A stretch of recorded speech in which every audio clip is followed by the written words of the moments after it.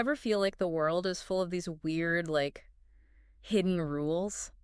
Oh, Like, yeah, why do drug dealers still live with their moms? right. Today's deep dive into Freakonomics might just give us some answers. Yeah, we're going to see everyday life through an economist's lens, but Okay. not the kind who obsesses over stock prices. Right. Talk about Stephen Levitt, Yeah. the guy who uses data to crack the code of everyday mysteries. We've got excerpts from Levitt and Dubner's book, which, by the way, wasn't a bestseller for nothing. Yeah. People love a good brain teaser. And Freakonomics deliver. That does. But before we get into those mind-blowing examples, Sure. let's talk about what makes Levitt's approach so different. He starts by asking what seem like bizarre questions. Okay. The kind most economists would dismiss as irrelevant. But within those questions lies a unique method. Okay. He uses data not to predict the stock market, Right. but to understand human behavior. Oh, okay. That makes sense. But how do you even measure something like, say, the motivations of a sumo wrestler? It's all about incentives.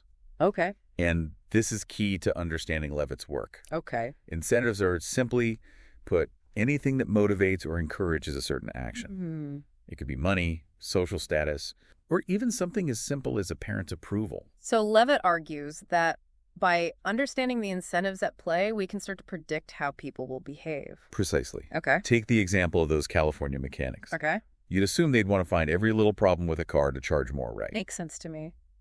But Levitt and Dubner, through their research, uncovered something fascinating. Huh. They found that these mechanics were actually more likely to pass a polluting car if it needed only a minor repair, Really? rather than a major one. Wait, really? That seems counterintuitive. Why not cash in on the bigger repair? Because, and this is what gets interesting, their incentive wasn't just about maximizing profit on a single transaction. They were playing the long game. Okay. By being honest, even when it meant a smaller immediate profit, they built trust with customers, Right. leading to repeat business and stronger relationships in the long run. So honesty leading to better business. Makes you think about who you take your car to next time. Exactly. And this idea of incentives shaping behavior applies even to those who work in the market itself. Okay. Take real estate agents, for example. Okay. They're supposed to get their clients the best possible price on a house. You'd hope so, given what they charge in commission. Right. But when Levitt and Dubner compared the sales data for houses owned by real estate agents to those they sold for their clients, Yeah. they found a surprising discrepancy. You tell.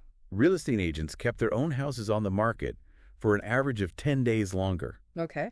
and they ended up selling them for about 3% more than their clients' houses. Okay, so they're playing the market to their advantage, even if it means their clients get a slightly worse deal. It seems so. It highlights the fact that even those who understand how incentives work Right. can be influenced by them Yeah. when their own personal stakes are involved. So what's the takeaway here? That incentives are powerful drivers of human behavior, often in ways we don't expect. And understanding those incentives is key to understanding why people make the decisions they do.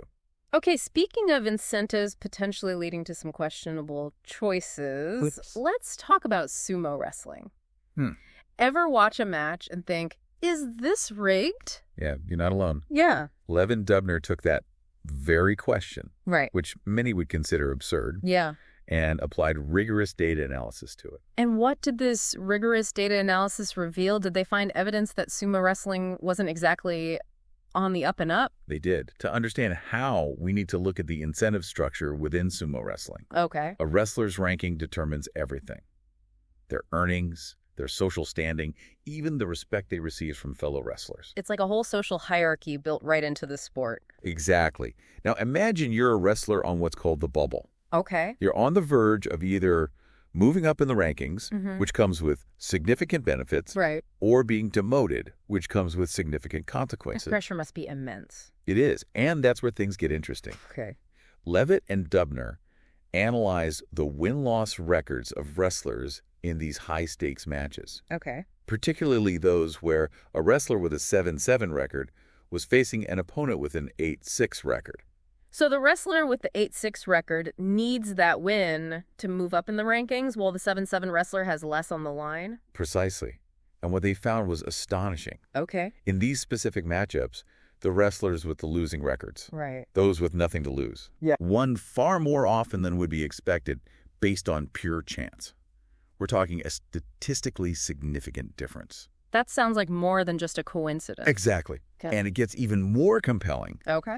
After allegations of match fixing surfaced in the media, Right. Levitt and Dubner observed a fascinating shift in the data. You'd think the wrestlers would be on their best behavior knowing people were watching for suspicious outcomes. You would, wouldn't you? Yeah. But instead, in the tournaments immediately following those public accusations, Okay. the win rate for those 7-7 wrestlers suddenly dropped to 50%, aligning perfectly with random chance. It's like they were trying to fly under the radar until the sick handle blew over. So what does this tell us about human nature? It seems that even in a sport as steeped in tradition as sumo wrestling, Right. the allure of incentives, particularly when combined with the possibility of escaping detection, Right. can lead individuals to make decisions that compromise the integrity of the game. Fascinating and a little disheartening at the same time. Yeah, But you know what they say? Sometimes the truth hurts. it does. Okay, so we've got California mechanics potentially inflating repairs for profit, sumo wrestlers potentially throwing matches for status. Are we seeing a pattern here? Perhaps, but before we get too cynical, Yeah. let's shift gears to a story that highlights a more positive aspect of human behavior honesty. Oh, you mean the story of the bagel man? Yes. I've heard whispers of this one. Something about bagels and office workers. You heard right. Yeah. This is one of my favorite anecdotes from the book. Okay. It's about a man named Paul Feldman, Okay. who ran a bagel delivery service for offices. But here's the twist. Okay. He would drop off the bagels and a cash box, leaving it up to people to pay on the honor system. The honor system. Talk about a risky business model. Right?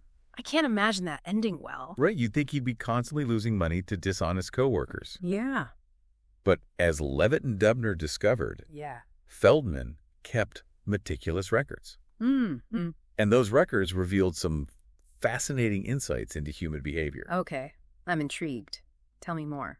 So this bagel man just left a box of cash basically unguarded in a bunch of different offices. Yeah. I have to know, what was the verdict on human nature? Were people stealing bagels left and right? Well, it turns out Okay. people were surprisingly honest. Okay. But there's a nuance to it. No. Feldman found that larger offices tended to have higher rates of shrinkage, Right. as they call it in retail. Ah, so the classic anonymity factor. It's easier to justify taking a bagel when you're just one face in a sea of coworkers. Exactly. But here's where it gets really interesting. Okay. Feldman noticed that bagel payment rates fluctuated based on seemingly unrelated factors, like the weather. Wait, hold on. People were less likely to pay for their bagel if it was raining outside. What's the connection there? It seems counterintuitive. Yeah. But Feldman theorized that people's moods, influenced by something as simple as a gloomy day, could impact their ethical decision-making, Wow. even for something as small as paying for a bagel. Wow. That's wild. It makes you wonder what other hidden forces might be influencing our choices without us even realizing it. It's a fascinating thought, isn't it? And it speaks to the overarching theme of Freakonomics, which is that things aren't always as they appear on the surface. Right. Sometimes the most unexpected factors can have a profound impact on human behavior. This has been one fascinating deep dive so far. Are there any other mind-blowing examples from Freakonomics that we haven't gotten to yet? Oh, absolutely. Remember how we were talking about how incentives can have unintended consequences? Right. Well, Levitt and Dubner explore this in the context of something much more complex and sensitive: crime rates. Okay. This should be interesting. Where do crime rates factor into all of this? Well, they observed a fascinating correlation between the legalization of abortion in the U.S. after Roe v. Wade and a subsequent significant drop in crime rates approximately 18 years later. That is a surprising correlation. But I'm assuming they dove into the data to see if there was any actual causation there. They did, and it's important to remember that correlation doesn't equal causation. Right. There could be numerous other factors at play. Right.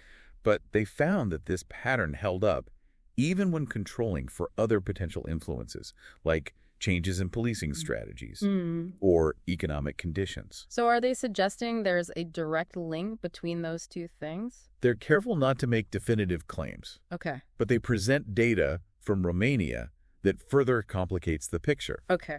In Romania, during the regime of Nicolae Ceausescu, abortion was strictly outlawed. Right. The generation born after this ban saw a significant increase in crime rates. So as sort of reverse correlation. Hmm. Fascinating and definitely something to think about.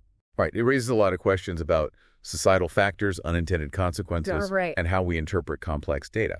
Now, moving from one complex issue to another, Freakonomics also challenges conventional wisdom about parenting. Ah, yes, the age-old question. How much do our parenting choices really matter when it comes to how our children turn out? Indeed. Levitt and Dubner dove into the data surrounding parenting. Okay. And uncovered some thought-provoking insights. So what's the verdict? Is it all about those baby Mozart CDs and flashcard marathons? Not quite. Okay.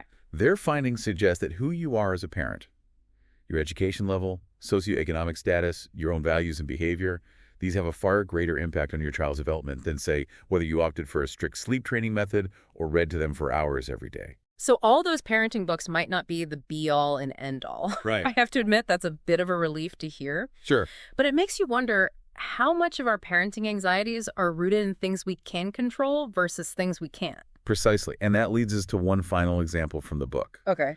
One that I think you'll find particularly intriguing, the power of names. What's in a name? I'm ready to have my mind blown wide open. You might be surprised how much a name can reveal. Okay. Levitt and Dubner analyzed California birth records and found that names are often strong indicators of socioeconomic status. Certain names were far more prevalent among higher-income families, while others were more common among lower-income families. Okay. And this pattern held true across racial and ethnic lines. So you're saying that just by knowing someone's name, you might be able to make an educated guess about their upbringing or social background? To some extent, yes. Yeah. However, it's crucial to remember that this is about correlation, not causation. Right. Having a certain name doesn't determine your destiny. Right. What's interesting is that our names often reflect the circumstances we were born into. It's like our names become a subtle form of social coding. But as we all know, those codes can be broken. Just look at the story of winner and loser. Right. Those two brothers from Freakonomics. Ah, yes. The perfect example of how life doesn't always follow a predictable script. Right. Even if our names seem to suggest otherwise. Exactly. One brother named Winner ended up on the wrong side of the law, while the other named Loser became a successful police officer. Proof that names might hint at our origins, but they don't dictate our destinies. Absolutely. And I think that's a fitting note to end our deep dive on.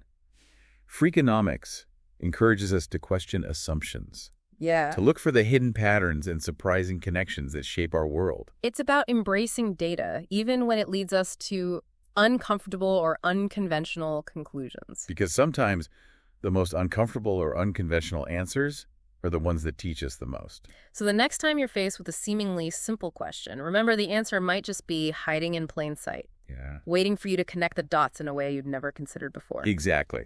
Think like an economist, but more importantly, think like a freakonomist. Okay.